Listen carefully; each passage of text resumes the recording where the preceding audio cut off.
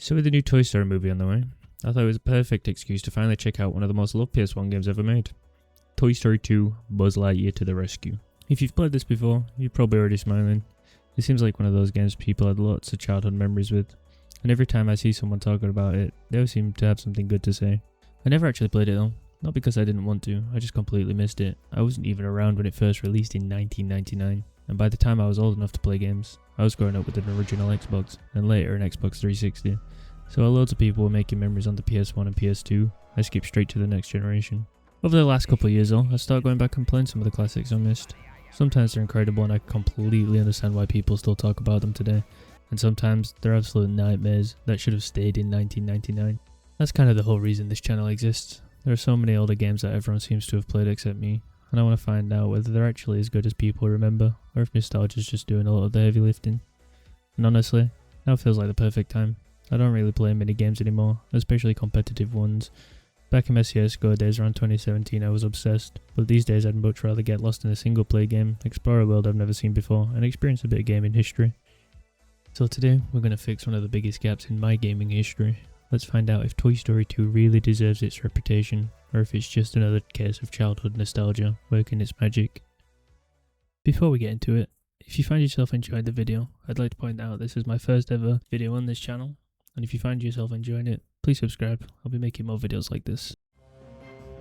Straight away I'm hit with the classic press start screen and that unmistakable music. It's one of those soundtracks that just feels nostalgic. Even if you never actually played the game before, you still know what it is.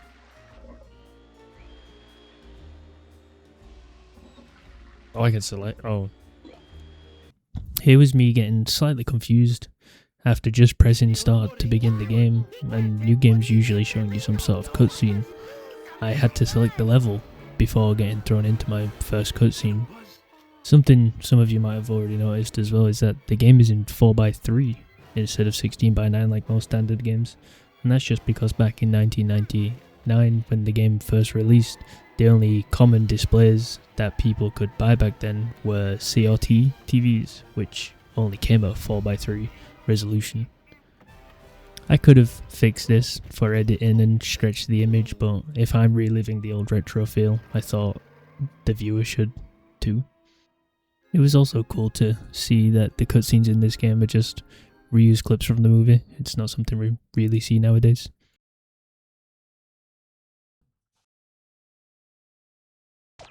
Finally, I was in Andy's room, familiarizing myself with the controls. The old feel immediately hit, the old sounds, the old controls. Even though I never played the game back then, the controls still felt somewhat natural. Oh. Saying this, the controls kinda took a little getting used to. Instead of moving with an analog like most new games, I had to move with the D-pad, which felt very retro. I forgot in these older games you can't just like move your thumbstick around. We can grapple. I was walking around, I was exploring. Again, just figuring out the controls. I saw a coin, so, like in most games, I went to get it.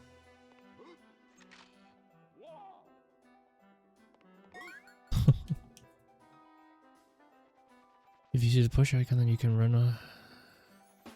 into the object and rush. Okay. The game did a good job at giving me a tutorial to follow. I quickly learned that these floating boxes I just had to jump into, and it'd give me information on what to do next.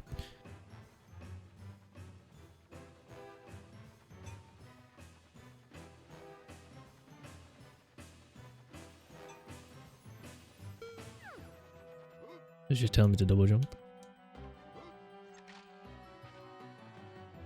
You'll see later in the video that the camera auto turning on itself becomes a small issue most playing. We're in it.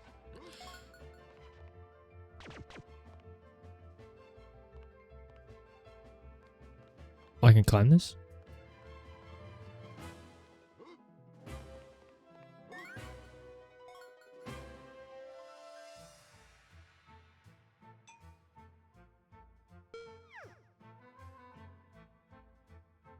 What's the battery icon for? I know Buzz ran off AA batteries.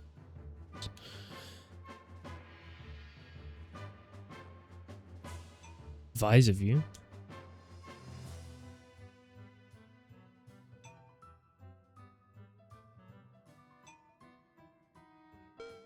I am Buzz Lightyear. I come in peace. Oh.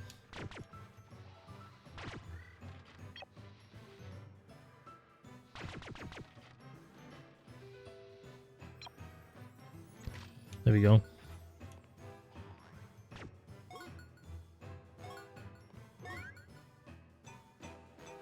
Oh, we already did this.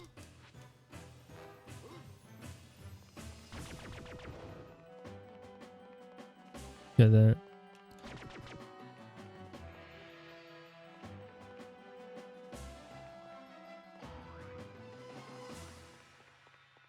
I don't know what that is. Give me the bugs. Yeah. So we can, it's just how. Yeah, we already did this. We already did this.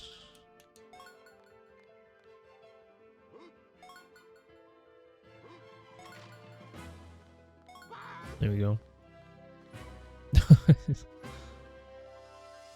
Who was that?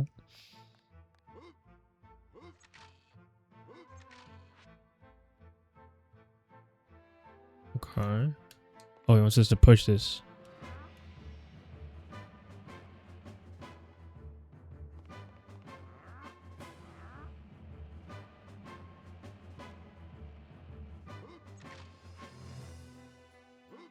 There we go.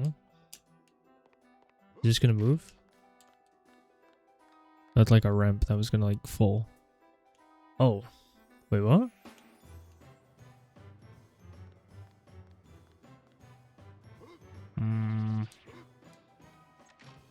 Oh!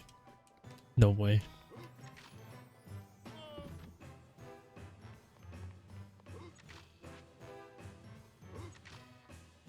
No time to lose. Can the camera move? There we go. As you can see, the camera was already becoming an issue, and we're only about 5 minutes into the game. There we go. Clutch. Still like to know what the batteries for. If this guy knocks me off. There we go, okay. We're good.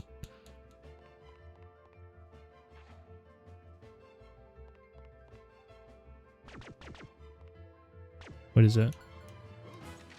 Oh, it's like a rusty nail. Nope. Are you kidding me? Oh my, whoa. I didn't know I was playing Elden Ring. I think accidentally falling into a boss fight this early in the game was pretty funny. The fight went on for a while because I had no idea what I was doing or when I was supposed to hit the boss, but I think it was charming for an old game and I kind of had fun. I'll probably speed up the video just a little bit though because it did take a while. I don't know what that button does. Oh my god, I'm pressing the button so fast. Wait, is the battery my health? Are we even killing it? Oh, I can charge the gun. I have no idea if we're actually killing it or not. I have no idea. You can see that the gameplay for this boss fight was kind of just run, kite, and do damage when we can. Very similar to what we do in new titles like Elden Ring. Oh no, Buzz! No time to be getting dizzy. Am I literally just kiting it until it like powers down? Get one shot off it and then that's it? That's exactly what we was doing. If that's its health, we're almost there.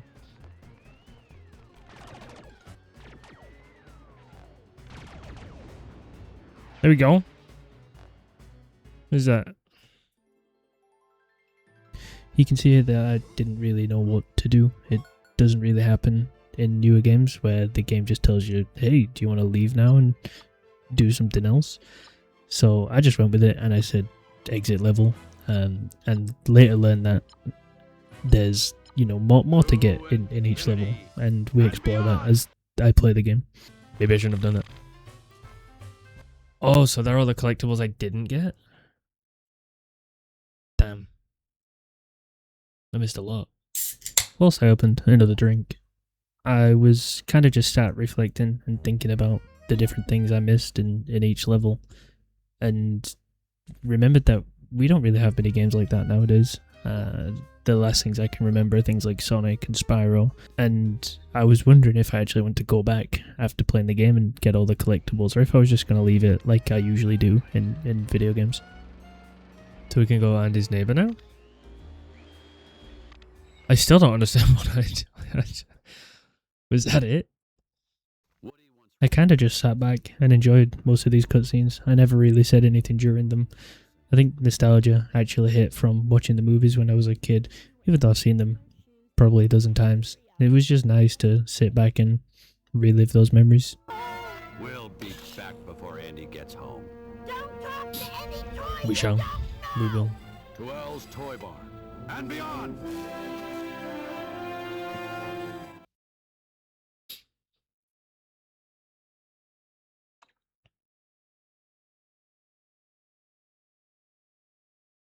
And just like that, we're on the second level. We're at Andy's house, and I'm straight away greeted by a free roaming lawnmower, which I thought was scary at the time, and then I realised I was playing an old game and it probably wasn't going to get me. The soldier will surrender if you quickly stomp on the moles. Quickly stomp on the moles. That is there. Okay. After getting into the second mission, I found myself just playing the game like I would any other game. I didn't really talk much, I just played the game and had more fun than I thought it was on a 27-year-old game.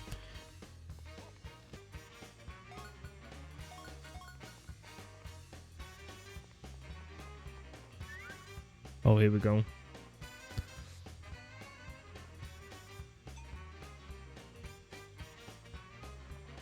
Oh, it's racing time.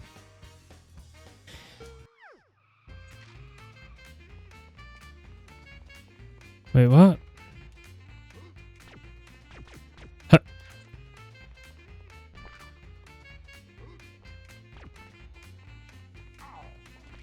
Wait, so they have a car and I have to just run?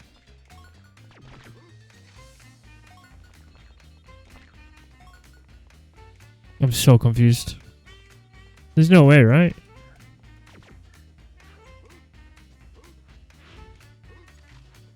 I have no idea what's going on.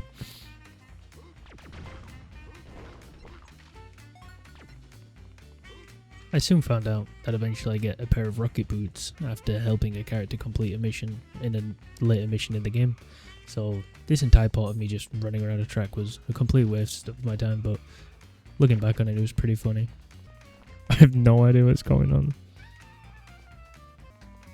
There's no way I'm supposed to be doing this by just running. Did I win?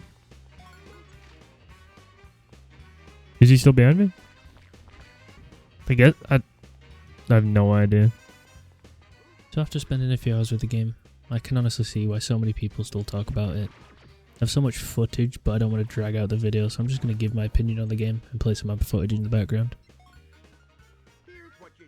I went into this expecting it to be one of those games that people only love because they grew up on it. The kind where someone will tell you how good they enjoyed it, and then you go back and give it a try, and it's awful. You end up spending more time fighting with the camera, the controls, maybe the gameplay sucks, or it just wasn't what they made it out to be.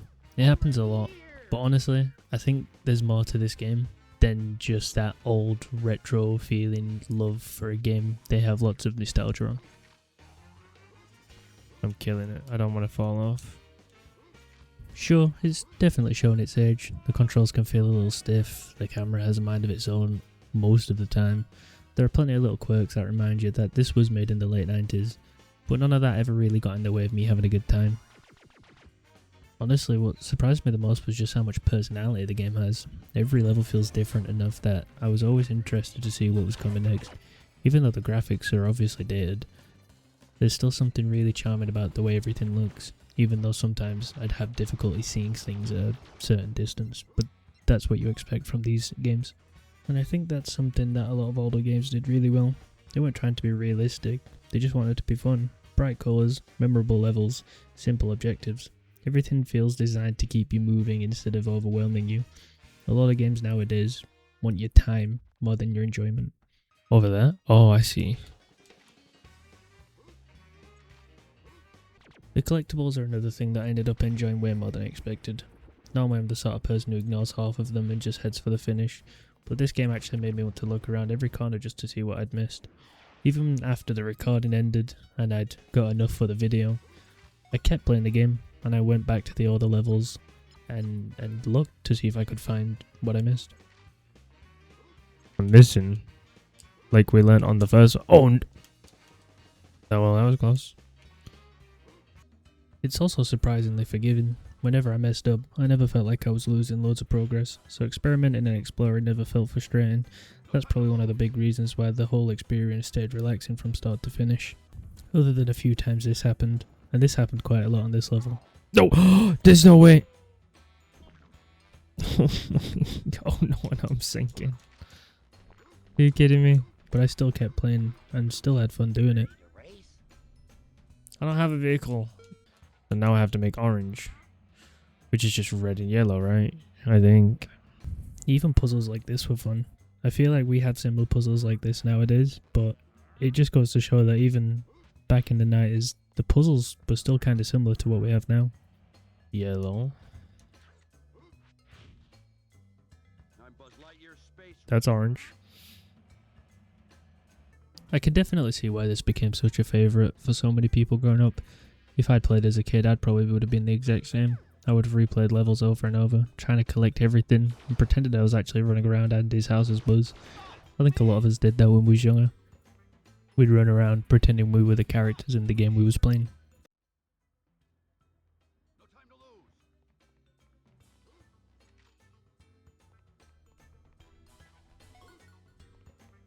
lose. Okay. Wait for this to go up. Oh, there's a thing on top of the...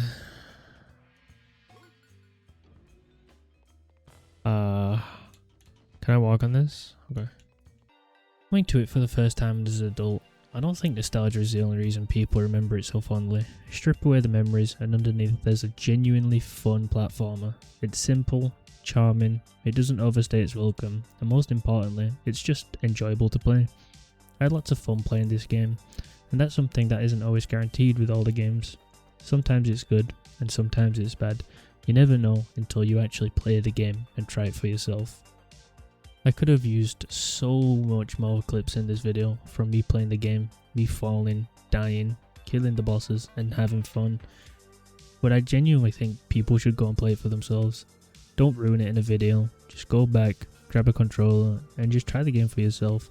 I don't think I've played an old game like this in a long time that I've genuinely enjoyed and had fun playing. That about wraps it up for me. I could say a lot more about the game, but it's just fun. If you enjoy Toy Story and you enjoy the Toy Story movies, I think this is a great game to go back and play. If you can get past the old graphic and some of the controls and quirks, I think anybody who enjoys a game can enjoy this one. To anybody who made it this far, thanks for watching. I hope you enjoyed watching my take on Toy Story 2. I had a lot of fun making this video, and I plan on doing another very soon. If you have any recommendations on what game to play next, please let me know in the comments. And like I said, this is my first ever video, so if you enjoyed it, please subscribe. Thank you for watching. Have a good day.